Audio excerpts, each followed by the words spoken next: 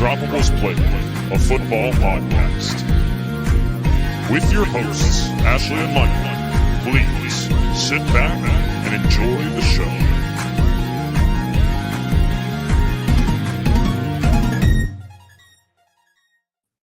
Hi, everyone, and welcome back to the Undroppables Playbook, a football podcast presented by the Undroppables and sponsored by Analyst Depot. I am one of your hosts, Ashley. This is my lovely co-host, Michael Duncan, who may have broke his toe right before the show. How are you doing? I'm in a lot of pain. I got blood everywhere. So I'm going to struggle, but I'm putting all my energy into this show now, and I will pass out when it's done. Perfect. That's true dedication. I do what I can. This is like your flu game. Yeah, well, let's not do that. I will never do anything that impressive, especially when sick. Well, thank you guys for joining us. We took a little bit of a break before the holidays. We're happy to be back. Lots to talk about today. Lots of drama and fun around the NFL. You want to start with the big news of the day? We can start there. The Broncos bench quarterback Russell Wilson for the remainder of the season. It seems to be that this is due to contract issues. Ari Mirov, My Sports Update, had posted a tweet earlier today that talked about that Russell Wilson is the fourth quarterback this has happened to. The Raiders with Derek Carr, Colts with Matt Ryan, and the Raiders with Jimmy G. All four instances had a guarantee that would become an injury guarantee that would become fully guaranteed if he can't pass a physical in the offseason. The move is basically to make sure that guarantee doesn't trigger.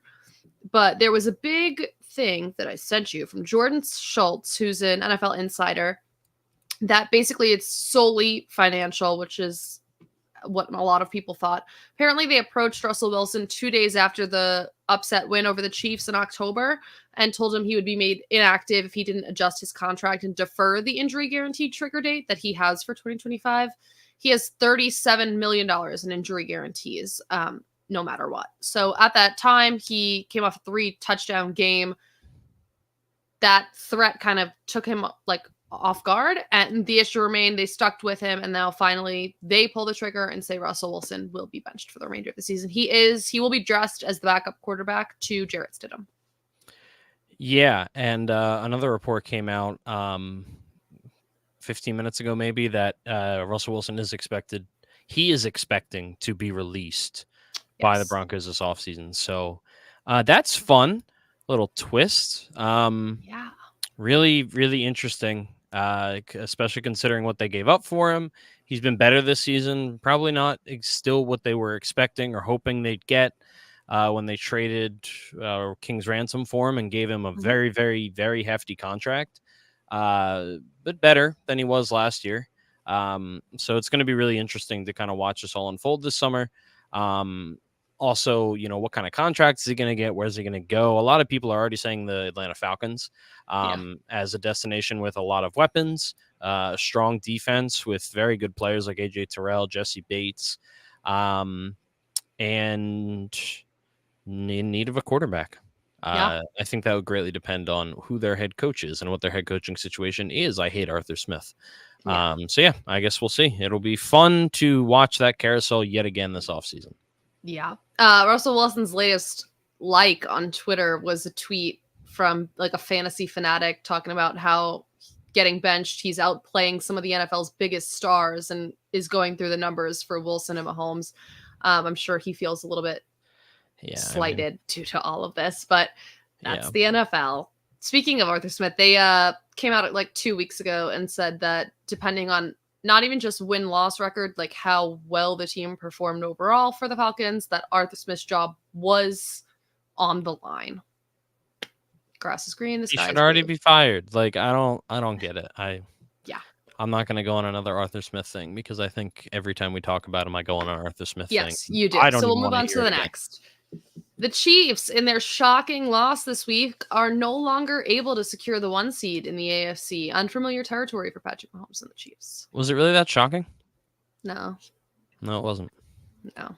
If you told me before the season, sure, but having watched the team that they've been the last month or so, I'm not very shocked.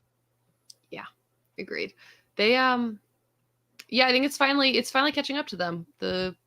We'll talk about them in a little bit. We'll move on.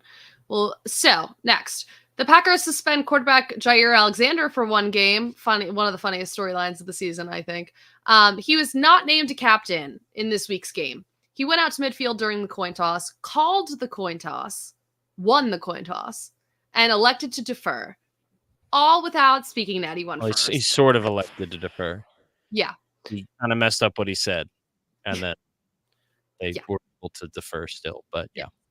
So this is all without talking to the coaches or the named captains or anything. He went out there on vibes and called the coin toss, won, which is pretty cool. He's suspended for one game because of that. His press conference today in the locker room, not really press conference, but media in the locker room today was incredible. Everyone should go watch it. It was very funny.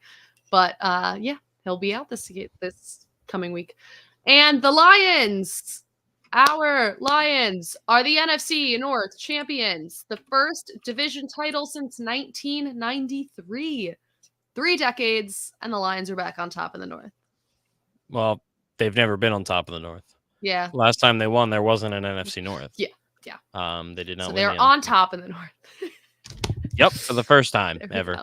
And Calvin Johnson waited 3 years to respond to a tweet from the Lions organization congratulating him on the Hall of Fame. A very weird thing to do. I know this it's hilarious, but why them winning a division?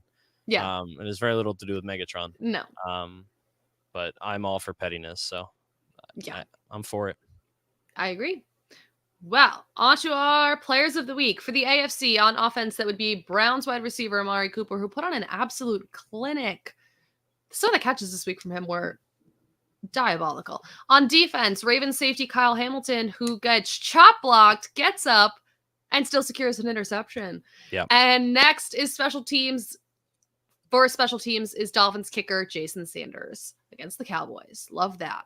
The NFC on offense, it's Rams wide receiver Puka Nacua, who's been having himself a year and doesn't seem to slow down anytime soon. On defense, Lions safety Ifitu Meli. How do I pronounce that? I sounded it out, or I looked up There we go. I watched a pronunciation and then I totally forgot it. And on special teams, Falcons kicker Younghoe Koo. For the playoff picture, just as a reminder, for the NFC, those teams that are clinched is the Niners, Eagles, Cowboys, and Lions. Those eliminated in the NFC are the Panthers, Cardinals, Commanders, and New York Giants. For the AFC, the clinched is the Ravens and the Dolphins. Still a lot up for grabs in the AFC. And eliminated is the Patriots, Chargers, Titans, and Jets. Yeah. Yes. Excited. Yes. All right, on to the Jaguars. Quarterback Trevor Lawrence suffered a shoulder injury and left the game on Sunday. It seems like he's trending to not play this week. A lot of reports coming out saying he's been trending that way every single week. Yeah. I don't know what's happening. He is literally that goalie in that soccer video that I'm still to this day. I guess it must be like a bit. Like it was planned, but very well done. Where he just keeps getting hit in the face with the ball and they put him out there and goalie on a chair. Like that's Trevor Lawrence right now. That dude is broken. And they should probably just sit him for a week, but whatever. Yeah, but a lot on the line still for the Jaguars. Yep. The Patriots place running back Ramondre Stevenson on IR with an ankle injury, ending his season. Dolphins wide receiver Jalen Waddle left the game with a shin injury. Not much has been said about his shin injury. Other Dolphin running back Raheem Mostert apparently had a shin injury in the game, but keeps saying he's fine. The team says he's fine, so nothing to worry about there. Bengals wide receiver Jamar Chase missed week 16 with a shoulder injury. It does seem like he could miss more time. They weren't very clear about it, but a lot of insiders, people who have the scoop, are saying Jamar Chase might be slated to miss some more time than originally expected. For tight ends, the Bears tight end Cole Kmet left the game and didn't return to a knee injury. And sadly, Vikings tight end TJ Hawkinson will miss the remainder of the season with an ACL and MCL injury. Giants offensive lineman Evan Neal was placed on IR with an ankle injury that may require surgery, effectively ending his season. And Ravens safety Kyle Hamilton, who injured his knee in the fourth quarter and exited the game. He is apparently fine. Coach Harbaugh says it is not serious, and they expect to have him again this coming week. The end. The end. The end. All right. On to our 15-second frenzy. You want to remind us what that is? I take 15 seconds to tell you about each and every game this past week. I say whatever the heck I want. Ashley keeps time and tells me when I have to move on. Yeah. All right. Ready? I was born ready. Ready, set, go. Rams versus the Saints. Matthew Stafford and the Rams are on a run right now that ends with the Niners in the final week of the season and perhaps even a playoff berth. There's a lot to like with this Rams team, and there'll surely be a matchup no one wants in the first round if they do happen to make the playoffs. Steelers versus Bengals. Apparently, all George Pickens really needed to go off was Mason Rudolph, which is weird. Not to mention the defense was on fire, led by TJ Watt and Alex Highsmith, forcing turnovers. Those helped put any potential Bengals comeback to rest, and this was the first true stumble for the Jake Browning-led Bengals. Bills versus Chargers. A week after dominating, James Cook fumbled twice, leading to a much closer game than it probably should have been. That said, Josh Allen led this team to the end, and the Bills look like they might be the most dangerous team in the AFC outside of the Ravens. The Chargers, however, are just looking forward to this season ending. Falcons versus the Colts. Taylor Heineke was great for the Falcons offense, producing well at quarterback, while the running game got back on track this week as well. The defense had 6 sacks on Gardner Minshew, leading both teams closer to the end of the season with their playoffs hopes, while slight, still alive. The Packers versus the Panthers. The Green Bay Packers squeaked out a very tough road win against the 2-win Carolina Panthers. Put up a fight this week, but ultimately Green Bay picked up their 7th win of the year on a field goal with 19 seconds left. Aaron Jones finally showed up this season with 120-plus yards on the ground, and Romeo Doubs filling in as the top option admirably. Browns versus Texans. Joe Flacco and Amari Cooper were virtually unstoppable all game, and it is 2023. Flacco threw for 368 yards, and Cooper broke the Browns' franchise record for receiving yards in a single game with 265. He was targeted 15 times, 6 more than any other Brown receiver. Lions versus the Vikings. The Detroit Lions delivered a clutch performance on the road against a divisional opponent to come away with the win, fending off the Vikings and more importantly, securing the team's first division title since '93. Everything operated on all cylinders for the Lions on offense, and Nick Mullins had another up-and-down week, throwing for 400 yards, 2 touchdowns, but also 4 interceptions. Jets versus the Commanders. After blowing a 27-7 lead, the Jets snatched victory back from the jaws of defeat with a late 54-yard field goal, beating the Washington Commanders 30-28. Jacoby Brissett has been operating this offense beautifully when asked to this season, and he's now the starter going forward, though I'll be honest, I don't really know what they hope to gain by making that change. Seahawks versus Titans. The Seahawks stole an extremely back-and-forth game from a Titans team that was missing their shiny new young quarterback in Will Levis. The Seahawks keep their playoffs hopes alive in a contentious NFC wildcard race while getting back Geno under center this week. Derrick Henry continues to impress late in the season, being the driving factor behind the Titans' offense this week. Bucks versus the Jags. I think the Jags are going to win the NFC South, so either the Eagles or the Cowboys will be playing them in the wildcard round. And I think there's a real chance that the Bucks could win as a home underdog. Baker's playing inspired football, and he's fun to watch. Meanwhile, it's been pretty much the opposite for Trevor Lawrence and the Jaguars, who will still likely win the division, but need to get back on track before the postseason. Bears versus Cardinals. The Chicago Bears got off to a fast start against the Cardinals, jumping out to a 21-0 lead in the first half, and sustaining that lead even with DJ Moore and Cole Kmet hobbled and out. Through 3 quarters, no Bears wide receivers surpassed 10 receiving yards, but didn't matter because Chicago dominated on the ground. Dolphins versus Cowboys. The Cowboys and the Dolphins both had questions that needed to be answered this week, and at least the Dolphins seemed to answer some of them, finally beating a winning team. Meanwhile, the Cowboys are a completely separate team when they're visiting versus playing at home, and that will be a problem with Philly currently being in control with the NFC East. The New England Patriots and Denver Broncos capped off an eventful Christmas Eve slate with a largely forgettable battle, with the Patriots ultimately emerging as the victors. It was quarterback Bailey Zappi and the kicker Chad Ryland who stepped up in the heroes in this one with a 7-play, 43-yard drive to win it. Raiders versus Chiefs. The Chiefs are broken. I'm not sure they're going to find a way to fix it this season. It just goes beyond having bad wide receivers. There's something that's not connecting on this offense right now, and I don't know what it is. Also, no, I do not blame Taylor Swift. Some people are blaming Eric Bieniemy's leaving, but regardless, congrats to the Raiders and Coach Pierce. Eagles versus Giants. The Eagles weren't great. They really weren't all that great. The Giants are bad. Tommy DeVito finally got benched. Not finally, but he got benched, leading to the end of an era, I guess you could say. But I really hope the Eagles figure it out soon. Ravens versus Niners. The bright side for the Niners is this game doesn't actually count since Brock Purdy got injured. But now we seem to be left with one quarterback at the top of the MVP race, the winner of this game, Lamar Jackson. There's going to be plenty of debate, of course, about whether or not he should win, whether he will, Christian McCaffrey, Tyreek Hill, etc. But the Ravens are really, really good in all phases of the game. Agreed. Couple thoughts. One, Mason Rudolph on Christmas Eve. You couldn't write that. It's true. He came through. He delivered. Very true. Just when they needed him. There was something else. Yeah, we had a conversation earlier in the season about Eric Bieniemy leaving the Chiefs. So I was a little bit more on the side that early on in the season, I was a little bit too on the side that Eric Bieniemy was affecting the Chiefs' struggles way early on. You were far opposite. You didn't think it was going to affect much. How do you feel about that now? I'm still not totally like I don't know if I completely buy that Eric Bieniemy is the reason that this isn't working. I think there's a lot of issues that have just slowly kind of crept up on them, and now they're running into them. Travis Kelce is getting older. He's had a massive workload for 8 some seasons. They have nothing at wide receiver, nothing consistent outside of a rookie in Rashee Rice.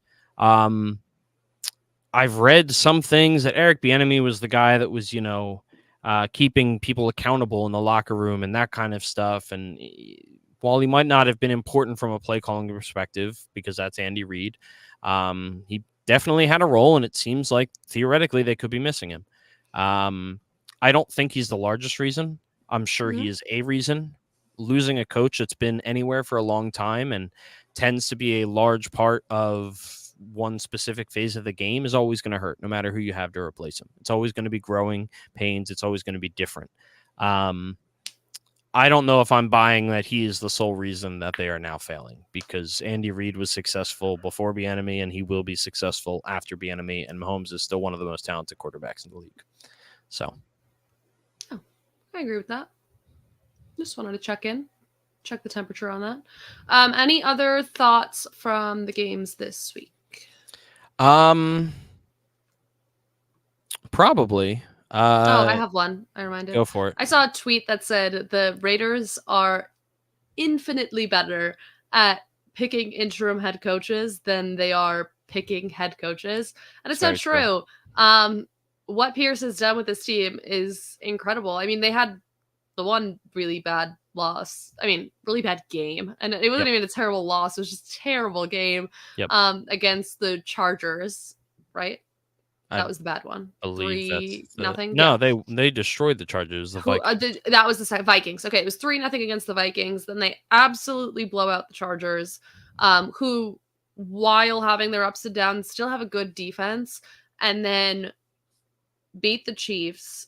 He has rallied this team to being within playoff reach. It's just what he's done is incredible for that organization, and it'll be interesting to see how they decide to move forward. Yeah, I mean, there was a lot of things made about not promoting the interim head coach that they had last time, whose name is escaping me, and instead hiring Josh McDaniels, a retread that did not go well the first time he was hired as an NFL head coach. And obviously there were a lot of things that went into that, but it's going to be very interesting to, and I'm not saying that coach would have been awesome, and Antonio Pierce, he's going to be awesome because he's doing well as an interim head coach. That's not always true. He's able to rally behind the fact that, what do you have to lose? I mean, but that doesn't always, you have to build a staff. You have to create an offensive game plan that's your own, a defensive game plan that's your own. Like, there's more that goes into it. When you're already halfway through a season, those aren't things you need to worry about. So it's going to be very interesting to see how they approach it. Because they also, they have an interim GM as well, and I'd assume that they're probably going to hire a new one of them. So he might want his own guy. We'll see. Yeah. But it'll be intriguing to say the least. Yeah. Agreed. Any other thoughts from you about this week's games? Yeah, the Niners looked outclassed against the Ravens. The Ravens are a really confusing team. They have a win like that, and they've beaten some good teams, but they've also had really bad wins very repetitively. They have a couple like rough losses where it's just like, what happened? You could argue they're getting hot at the right time because they haven't had one of those stinkers in a little bit. They were all more toward the beginning of the season. I'm really just, I think this is my takeaway from that game is this is the most interesting MVP race that I think we've had in a while. Yeah. It feels like every other year, it's kind of like a 2-man race where by the end, you kind of know who it's going to be because there's always that one quarterback that's just having a career year. They're probably at the top of their conference. Half the time it's Patrick Mahomes or Tom Brady. Like, it's just going to be very interesting because Lamar's probably, I don't know if he would be my MVP, He's really, really good. He is an MVP caliber player. I don't know if he's having an MVP season is really the way that I feel about it. Which I don't know. I don't watch as much Ravens as I do a lot of these other teams just because of how the schedule is worked out. Yep. But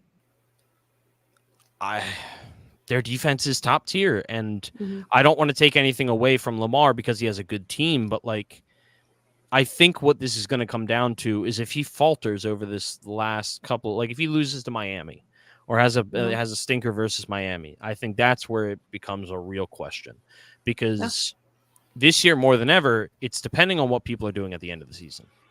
Because Lamar had bad games early in the season that no one seems to care about, which is fair. It's always most recent. That's always what happens. So yeah, I don't know. It's going to be interesting. My vote right now would be for Christian McCaffrey. I think I'm still going with Lamar right now.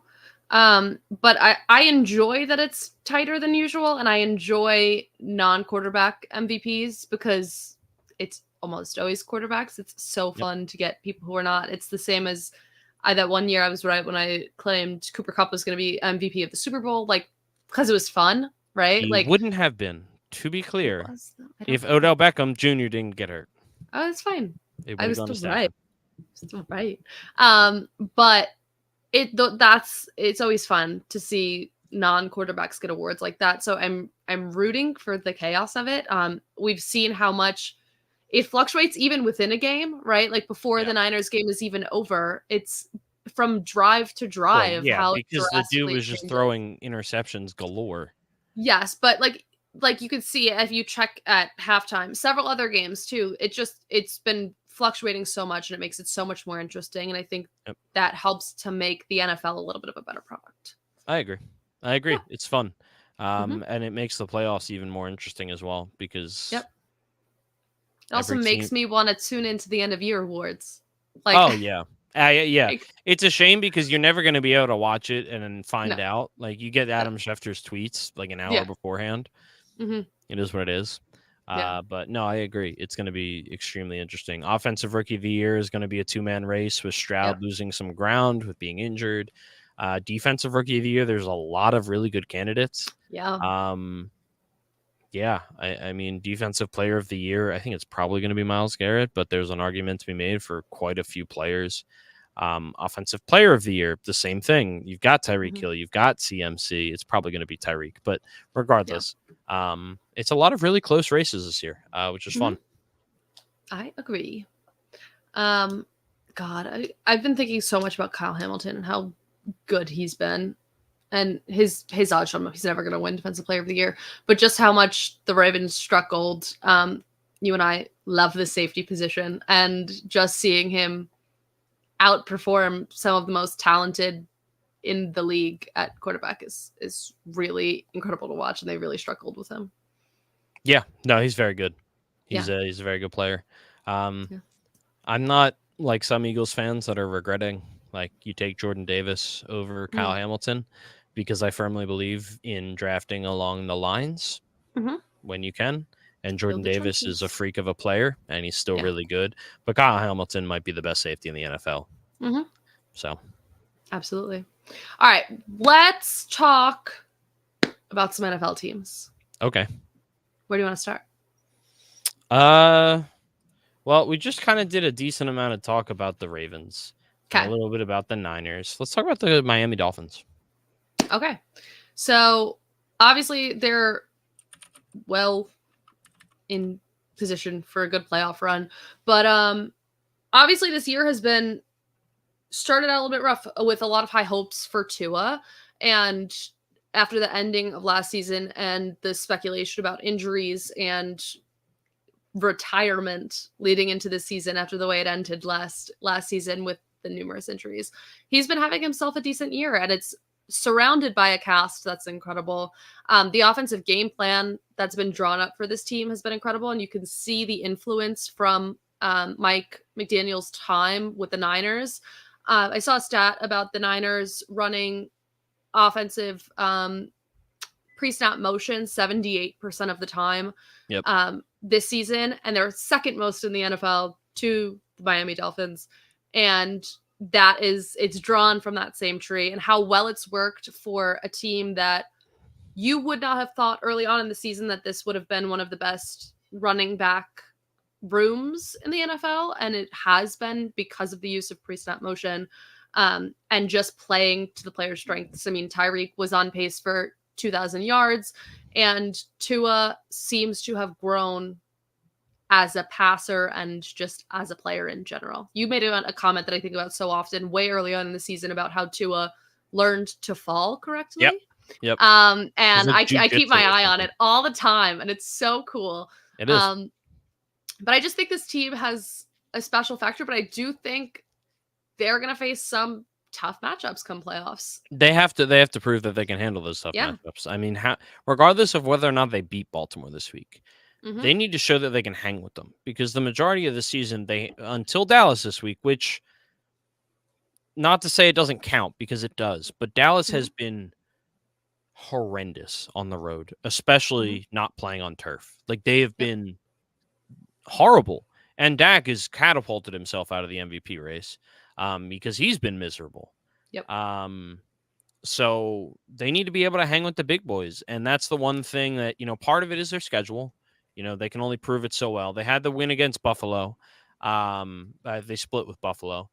They beat Dallas. Outside of that, there's not, they got kind of, I'd say the Eagles' most convincing win of the season has been against the Dolphins. The Dolphins were never really in that game. Not really. So they need to prove that they can hang with a really well-coached team with a really great defense, and that this offense can do that kind of thing.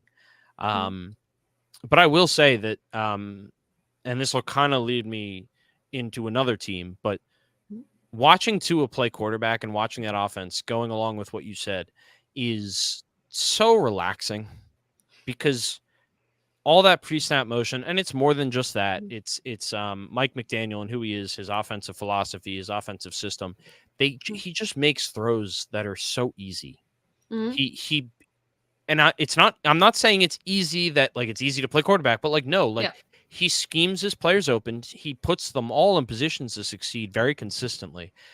You compare that to the Philadelphia Eagles, and it feels like, and this isn't me trying to excuse Jalen Hurts, but it feels like they are making life as difficult as they possibly can for him. Easy throws don't exist in this offense. We still don't have an answer for the blitz. There's no hot reads. It's Jalen, please save us. It's night and day when you look at these two offenses, because, and it's so frustrating, because if you just made life a little bit easier on Jalen Hurts and you didn't depend on Devonta Smith getting open or A.J. Brown being able to win contested balls, and you implemented a little bit of what the Miami Dolphins are doing, you have the same amount of skill. It would just feel really nice to be able to do that. But that is what Miami has going for them, is Mike McDaniel as a coach, as an offensive play caller, as an offensive system is as good as anyone in the NFL right now.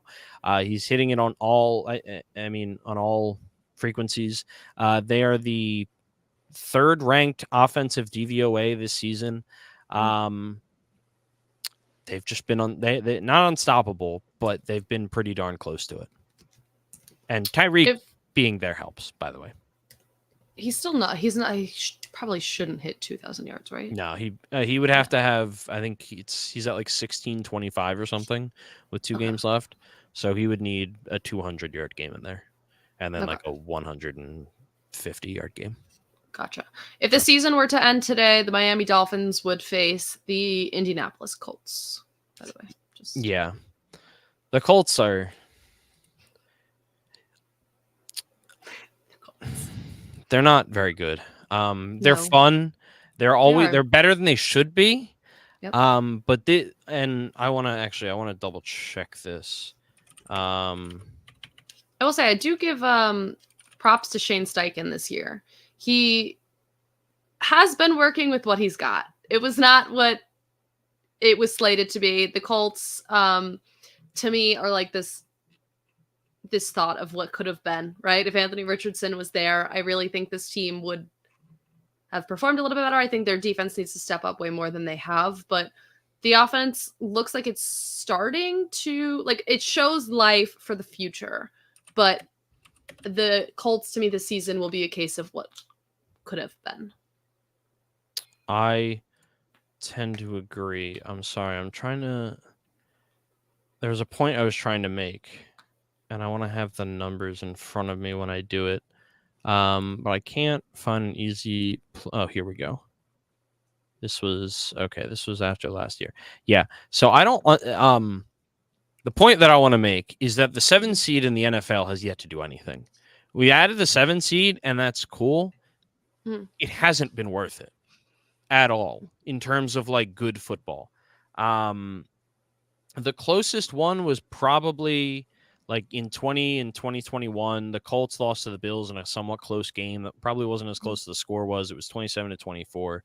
The Bears lost to the Saints that same year, 21-9. That was the Trubisky MVP game.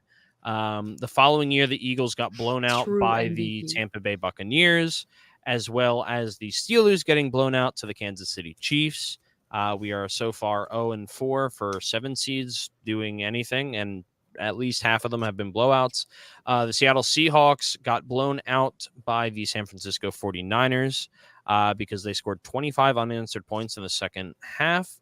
And the Miami Dolphins ended up losing 34-31 last year to the Buffalo Bills. The Bills did start 17-0 in that game, and it ended up being closer. Miami made it a game, but it's just an interesting thought that I had this past weekend while looking at like the NFL standings, and it's like you're looking at that's the possible 7 seed for the AFC, which I think we would both agree like there's a lot of really interesting teams in the AFC that could make a splash. I don't believe that the 7th seed is one of them. Like the 6th seed, you've got the Bills, you've got the Browns as the 2 wild cards. No matter who those wild cards go to, whether technically the Browns could be the 1 seed. That's technically possible. That would leave the Ravens as the 5 seed. And the Bills could technically win the division, I think. Yes, I believe I could be wrong about that. But regardless, the Bills or the Dolphins. And then you've got the 7 seed, and it's the Colts with Gardner Minshew.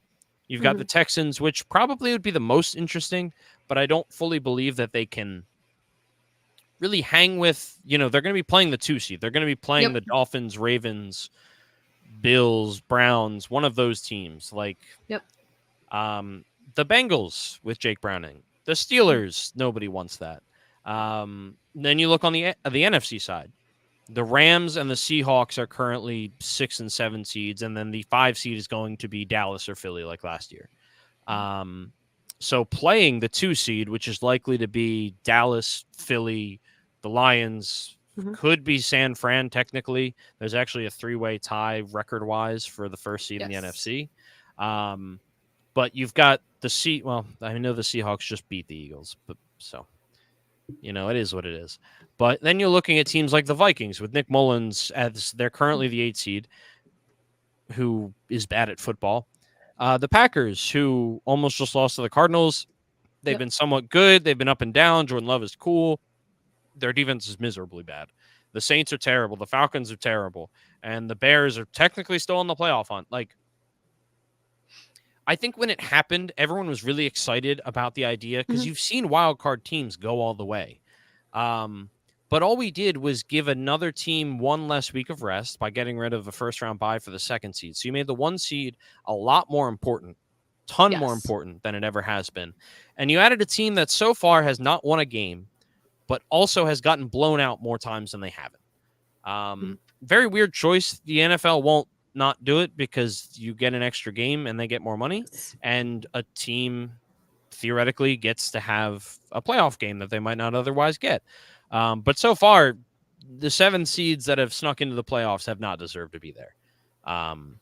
So just an interesting thought I had while watching football this weekend. I'm not really sure why I had it. I think I was probably just reminiscing about when the Eagles got completely blown out by the Tampa Bay Buccaneers as the 7th seed. And technically, like, we clinched before the 6th seed clinched. It was really weird.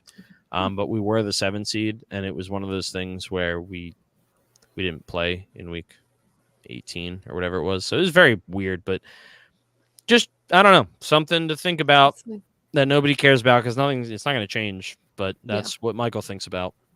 when he's Love it. sitting by himself. Well, I guess. you lead us to the next team. Why don't you tell us a little bit about the Tampa Bay Buccaneers? Yeah, sorry, I went on a very long rant there. It's okay. I didn't mean to. The Tampa Bay Buccaneers, I said this in my thing. I think that they are going to win a playoff game. And the Sneaky. reason that I think that is because they're going to be the 4 seed for sure. The top 3 seeds are going to be, in no particular order, the Niners, the Lions, and one of Philly or Dallas. Philly, I think, is more likely to beat the Buccaneers because they're a fine road team if they can get their shit together. They've already beat the Buccaneers once this season. I don't believe in Dallas. And this isn't me being an Eagles fan, but they've done, like, the end of their season, and I want to pull up their... okay. I want to pull up their schedule because this, I think, is important for a team that has struggled on the road. The end of their season is starting with week 15 at Buffalo, loss, at Miami, loss, versus Detroit, so at home against Detroit, at Washington.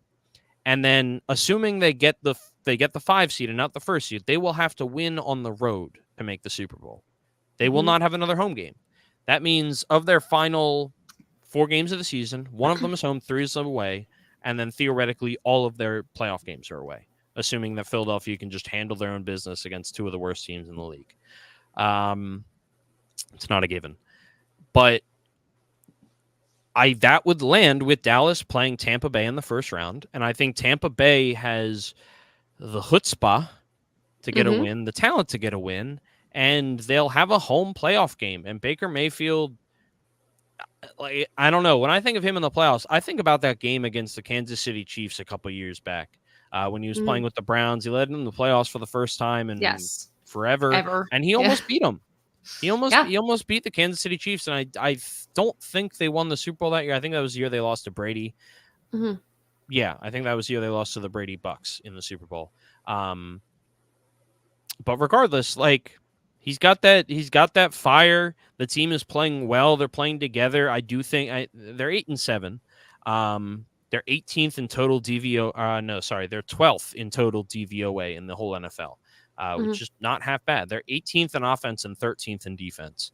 So very middling, but regardless, they're playing the right kind of football, and I think they're playing a type of football that is going to be able to get a home win in the playoffs. They will be underdogs, though. No matter whether they're facing Philly or Dallas, they will be home underdogs, which I think Baker Mayfield, he's going to wake up. He's going to feel dangerous. So yeah, I agree. And I think the Bucs have done an incredible job just staying consistent to their type of football.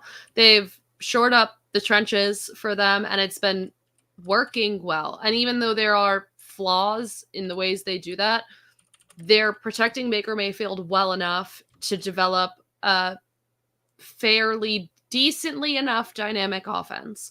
And while it's very confusing at times and it feels pointless to have a game where Mike Evans has 1 catch, sometimes it works for them. So they've stuck to what works for them, and they've schemed based on opponents, which has been incredibly beneficial for them.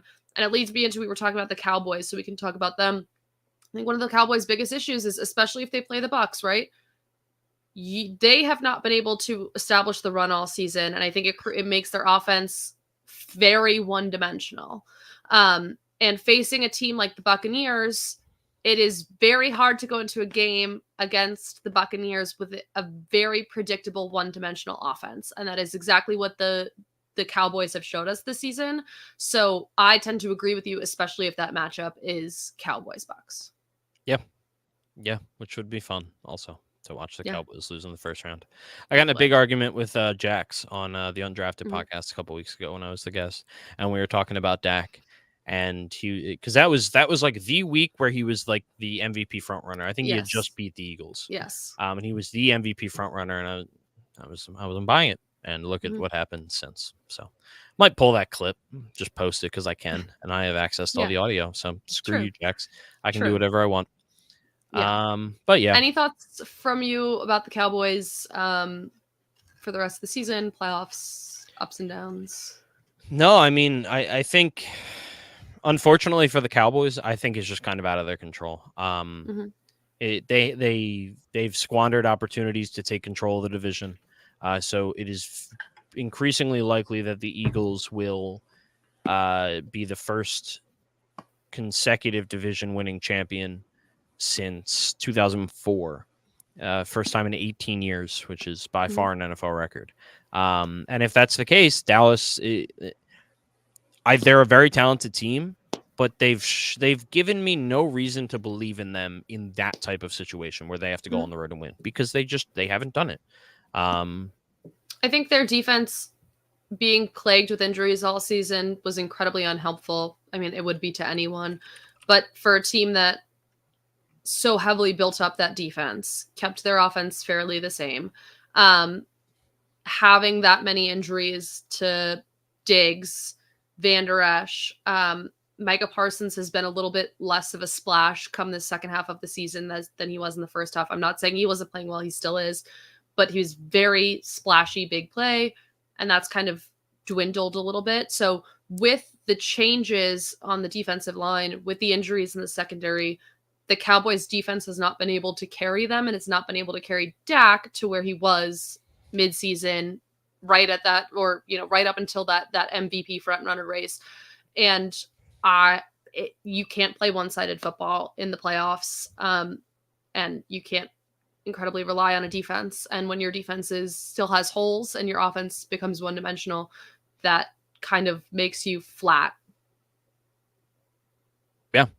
And I think it's a very similar conversation that we had about the Dolphins. They haven't really proved it this year. Yeah. Well, they also had a hard time against teams with winning records. Yeah, it was them and technically the first win they got against a team that had a winning record after they beat them, because they beat Seattle, but that put Seattle into a losing record, was the Eagles, who they also lost to earlier in the season. When they won at home, they lost when they were away. By far their best win of the season, easily. They've lost 2 straight since then, 2 teams with winning records. The only winning records now that they've beaten are the Rams, who they did crush. The Rams are a different team now than they were. That was week 8. And then, like I said, Philadelphia and Seattle. So they haven't really had that statement prove it game like Miami had this past week against Dallas, or Buffalo had 2 weeks ago against Dallas. So, and I mean, they got blown out by the Niners as well. So that's who I want to bring to the table next. The Buffalo Bills, who we want to talk about teams who are different than they were. The Buffalo Bills have been putting on a new face recently. How do you feel about them? I don't know how I feel about the fact that it's all stemmed from that report about the 9/11 thing. Literally, they've been on a tear, and they've been a different team since that point in time. Very weird. But yeah, I think more than anything, Josh Allen has been, he's still Josh Allen. He's still going to throw a turnover that's going to make you roll your eyes. He's a gunslinger at heart, all that kind of stuff. But he has just been so confident and carrying this team and doing exactly what he needs to do. They beat Dallas by running the ball. Josh Allen only had 94 passing yards. But, he did it on the ground as well in that game.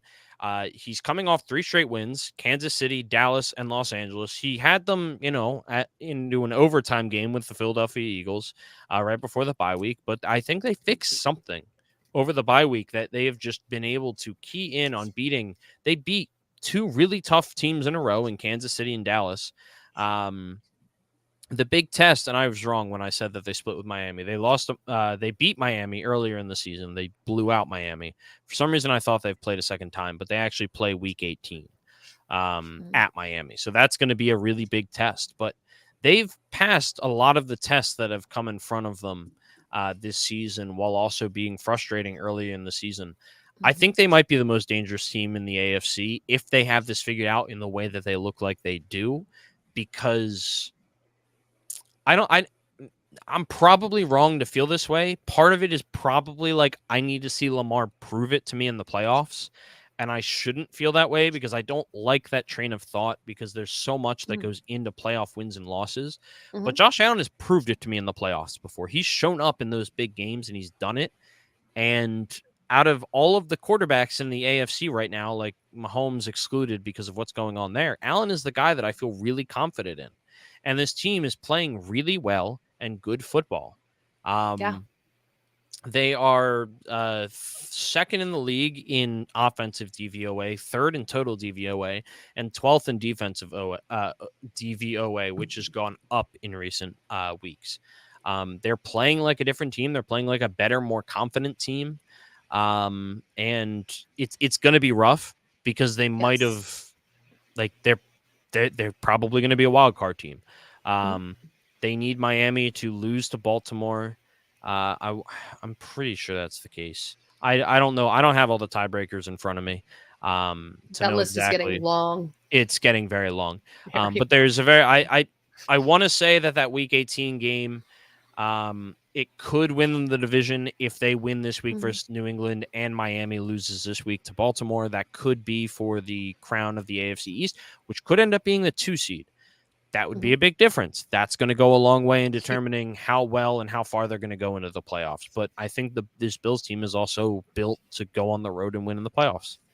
Yeah, I think for me, it's almost the complete opposite of what I said about the Dallas Cowboys, but similar circumstances.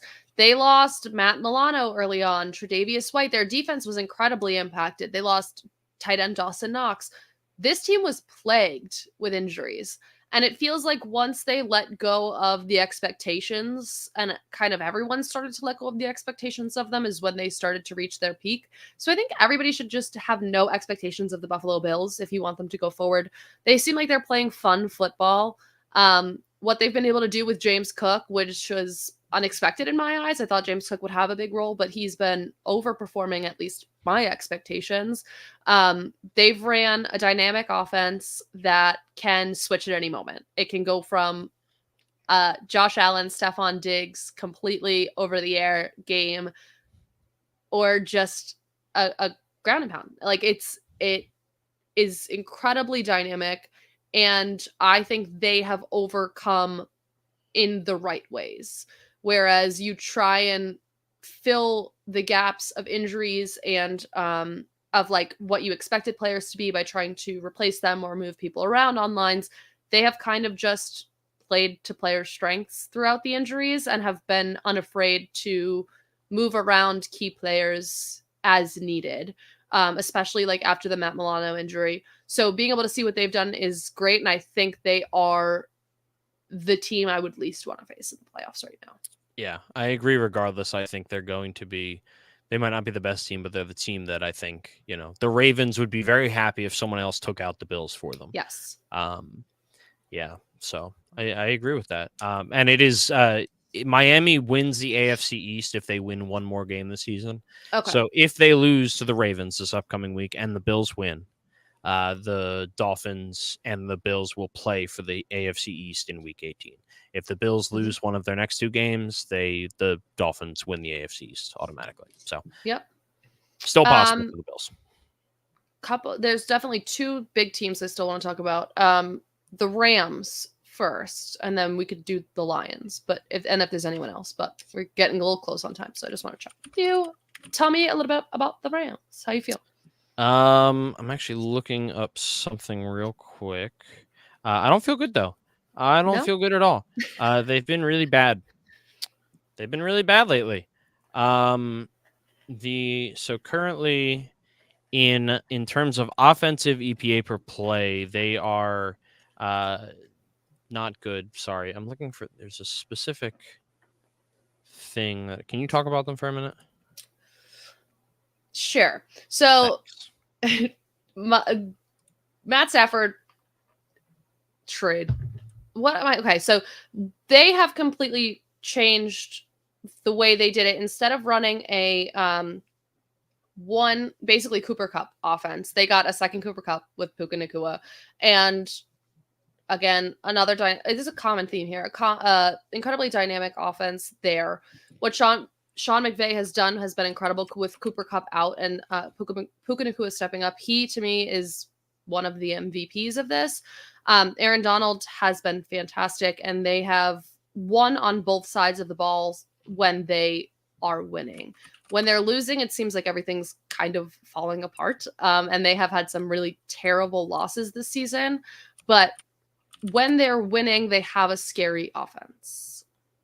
But I don't really feel very confident about them going into playoffs. If I was facing the Rams, I wouldn't be that scared. Yeah, I'm trying to find. Wait, were you talking about the Jaguars or the Rams? I was talking about the Rams. Oh, I thought we were talking about the Jaguars. No, Whoops. I said the Rams. Oh, well. Forget what I said. I said something about the Jaguars. Yeah, I mean, I think what it comes down to for the Rams is they're likely, if they make the playoffs, it's going to be as one of the lowest seeds. Mhm. They have the Giants and then they have the Niners. So there's a very real chance that they end up going 9-8. I think more than anything, it's from the point of view of like, if you're a Rams fan, if you're Sean McVay, you're seeing a lot of positive things about this team in the latter half of the season that makes you more excited for the future of it. I think there were a lot of questions around Matt Stafford in particular going into this season, and also, kind of the future of him and his relationship with the Rams.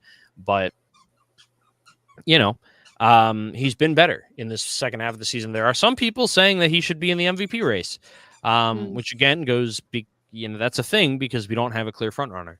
And I think there's an argument to be made. They're 7th in offensive DVOA, 22nd in defensive DVOA. That feels about right. Puka Nacua has been awesome. Cooper Kupp's getting back on track. Kyron Williams has been good. The offensive line has been better. They've kind of stabilized a little bit.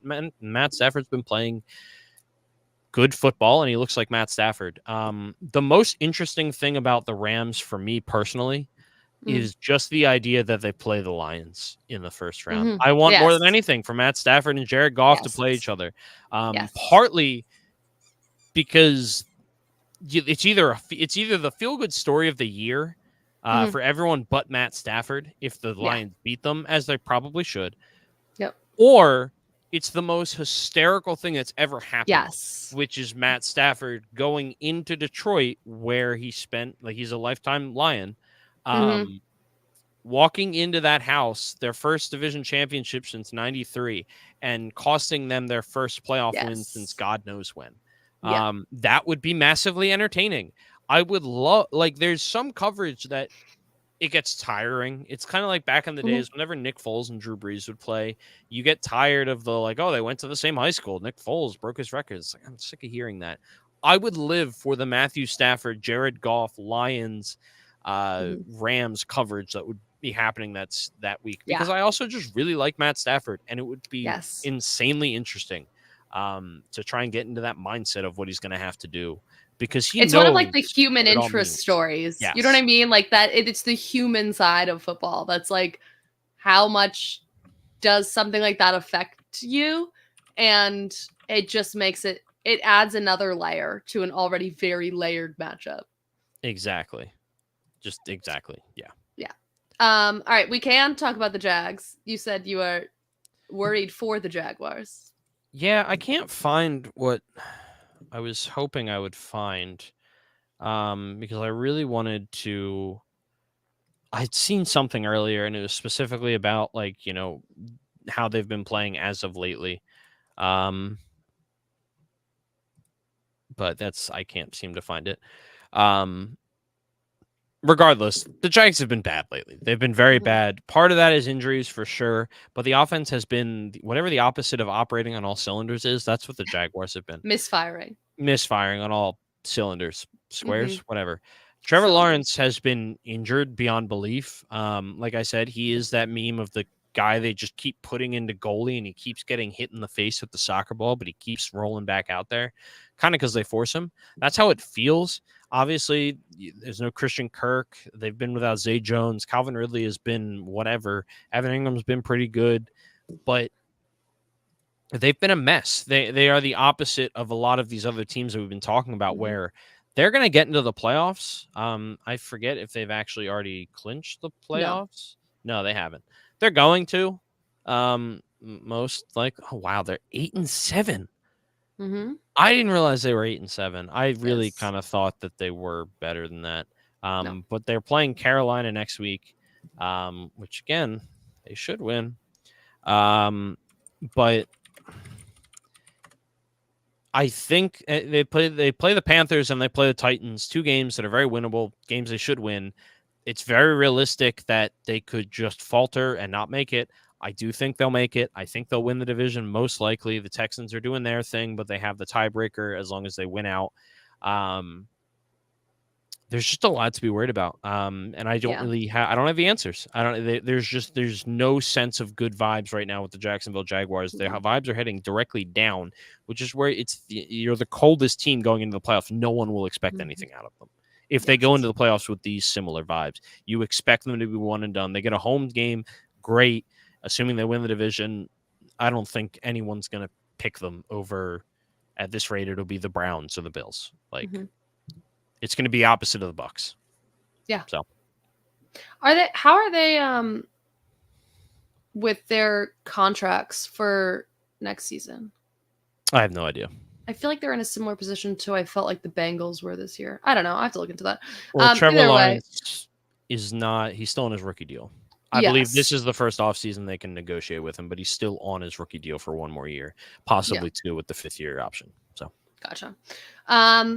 Yeah, I agree with you. We can move on. Anything you want to say about the Lions? I don't really care about them. If I'm playing like no, I don't mean that in a like I'm excited for them, I guess, but I'm not going to pick them to win the Super Bowl. America's team. They're not though. Like they are. This season they are. They're not. I think any team that didn't make have you run into anyone? Have you run into anyone that expects the Lions to win the Super Bowl? No, but I think if your team is not in the playoffs and you're jumping on to root for a team, everybody is rooting for the Lions. Probably not. Like for me, they're just a team that's probably going to win a game, and honestly, they're going to be thrilled that they won a game, unless it's to Matthew Stafford, which I still think would be objectively hilarious. And then they're going to lose in the second round, in my opinion. Like they are of the top 4 teams in the NFC, which I do believe is a very clear teardrop after the top 4. It's Niners, Eagles, Cowboys, Lions, no particular order. Niners are probably in their own tier. They're the ones I'm least scared of because they just kind of do their thing. There's nothing exceptional about them. Like, I'm not scared of Jared Goff. They're likely going to have to go on the road after the first round. Because I would expect that they would play the Eagles or the Cowboys at the 2 seed, unless they are the 2 seed, which would give them an extra home game. I don't know. I'm not scared of them. There's no part of me that expects that they can make a run. They're just good. And it's like they've been good all season, but never have I been like, wow, I'm scared of that team. I don't know if that's making sense. They just occupy a certain space in the playoffs where I'm just not very scared. Like, I like them more than the Jaguars, but like they're better than the Jaguars or the Colts or probably the Chiefs right now, to be honest. But I'm still more scared of going up against the Chiefs because they have Patrick Mahomes. I'd be more scared of going up against the Browns because of that defense, the Bills because of Josh Allen, the Dolphins because of Tyreek Hill, Tua Tagovailoa, that running game, the Ravens because of Lamar Jackson. The defense is incredible. Like, what is it with the Lions? They win games. That's great. Campbell. I'm not scared of Dan Campbell. He's not shocker. He's not actually that good of a coach. You're supposed to be afraid of the vibes. I'm not. He's not that good of a coach. He's a good coach. He's not coach of the year, by the way. I've said that before. He's not. I know you did. He's okay at his job. They're going to lose their offensive coordinator this offseason, and things are going to become He is the most sought after candidate. Yes, and he should be because he's doing awesome stuff. Absolutely. But I'm also probably not paying enough attention to Amon-Ra St. Brown, who's been awesome. Sam Laporte has been awesome. Jahmyr Gibbs has been really good. But it's just like, what am I really scared of? I just think they're a tough team to prepare for if you're an opponent. Are they? I think so. Why? I just think I understand where you're coming from with it being Jared Goff, and sometimes it's Jared Goff. He doesn't do well under pressure. They have a great offensive line. That's what I'm saying. But they're going to be going up against Michael Parsons, the Eagles' defensive line, which has been massively underperforming, or Nick Bosa and the Niners' defensive line, which has been one of the best all season, and great pass rushers and linebackers. Like, it's the playoffs. Every team is good. Yes. But Yeah, but I'm saying like 1A on your preparation list is pressure on Jared Goff. And then I think it gets murky. So I think like unless you can completely blitz the hell out of Jared Goff and get incredible pressure on him, then they become a hard team to prepare for. So that's, for me, that's what it is. I mean, Jahmyr Gibbs is sick. And he's a hard player to prepare for. Sam Laporta has running chewed up backs don't defenses. win He's a playoff hard team. games unless I they're named Christian understand that. McCaffrey and play for the 49ers. I understand that, but I'm just They saying also it's have not Deebo just Samuel. him. It's not just him. To me, again, I'm not disagreeing with you in the fact that they're not the most scary team in playoffs. Yes, I am rooting for the Lions. I don't think they're going to win the Super Bowl at this point in time, but I still give them their props that I do think they're going to put up a decent fight. Yeah, they're going to put up a decent fight. But when you look at the teams that we're talking about in that tier, I don't think I see what you're saying is if they're hard to prepare for because they don't have just one thing that they're really good at. But like every other team in this tier has one thing that they're really good at, and then also what the Lions have. Like the Ravens, how do you prepare for Lamar Jackson? You don't. Tyreek Hill, you can game plan around him all you want. It doesn't matter. The San Francisco 49ers have Christian McCaffrey, George Kittle, Deebo Samuel, and Brandon Ayuk, and one of the best play callers / offensive play designers in the NFL. None of which I would take all of those players over the Lions equivalents. The Eagles, as struggling as they are right now, they're still like a top 5 offense. Jalen Hurts is still Jalen Hurts. He's the second best running quarterback in the league, and he can break a play wide open. A.J. Brown is arguably a top 2 wide receiver in the league, top 3. Devonta Smith is still insanely good, and that offensive line is still probably the best in football. The Cowboys have CeeDee Lamb, who's been awesome. And then I guess on defense, they have Michael Parsons. They have very good corner. They have a top defense. The Cowboys are probably, I'm less enthused about them. But regardless, Dak Prescott is better than Jared Goff, and CeeDee Lamb is greater than Amon-Ra St. Brown. Then you get to the Lions, and you have an average quarterback who's playing good football, but has very clear deficiencies. Sam Laporta is great. He's also a rookie tight end. Amon-Ra St. Brown is really, really, really good. But after him, it's a lot of guys that you're just like, okay, I'll put 2 guys on Amon-Ra St. Brown and let Khalif Raymond, Jameson Williams, who has proven nothing, and whoever the hell else they have to beat me. I'll let them beat me. That's fine. And Jahmyr Gibbs is great. He's also a rookie running back. And running backs don't win. They don't win teams' playoff games when you're going up against the top offense where you need to score a crap ton of points. The Lions have done it, yes. But you're going up against the best of the best. Yeah. Do we need to talk about the Browns? Do you want to talk about the Browns? They're going to win the Super Bowl because that would be the funniest thing that would ever happen. It really would. Arguably funnier than when Nick Foles won a Super Bowl beating Tom Brady. Honest to God, I don't think anything would be funnier than Joe Flacco. I would cheer for the Browns. But seriously, it's imagine a Joe Watson. Flacco versus the Ravens. Now that would be a fun one too. Oh, that has to happen, right? Yeah, so that's actually shockingly likely to happen. Because it depends on if you're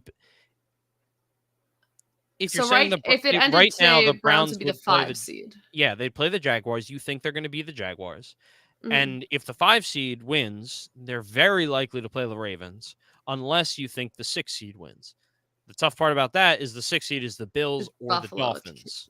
So, but the Browns could also drop down to the 6 seed, in which case, again, if they win, it's most likely going to be as a wild card team, which is more than likely to play the 1 seed when a wild card team wins. So I'm praying for it because it'll be in Baltimore, funny. And it would be hysterical. So funny. And I definitely want that to happen. I know we talked about the Niners a little bit at the front. Any last thoughts about the Niners? We didn't spend as much time on them about anyone else. Brock Purdy's overrated. Okay, I'm done. Yeah. I think the Niners... They're a very good team. I mean, they're team. Probably the best team in football. Even though they just lost to the Ravens, I still probably think. But I don't think they can play from behind. That's the issue. I was just going to say they need to get success currently, need to get off to a really hot start. And like you said, when you're playing the best of the best, that gets hard. So I think they might have some struggles coming up. I'm not saying they're going to lose or be bad. I still expect them to make a very decent playoff run, but I wouldn't expect this team to keep going at this incredibly high-paced, high-powered. They very well could. If they get They out to could. the lead, which They they're could. about to This is do, just like, it's just my expectations. All right. Any final thoughts on anything? no, I think I'm good. Okay. All right. Well, Duncan, tell us where we can find you. You can find me watching the Philadelphia Eagles boo Jonathan Gannon with all their hearts for what he did to them. I hate Jonathan Gannon. I will be booing Jonathan Gannon in my living room, most likely. So you can find me there on Sunday. Other than that, you can find me on Twitter at mpduncan75. Find me here on Wednesdays, most Wednesdays, hopefully. And yeah, that's all I got. Awesome. You can find me celebrating the fact that Boston Scott didn't score a touchdown this week. That was incredible. The Eagles are unserious. And you can find me on Twitter at Ashley_Marie with 2 A's and Ashley.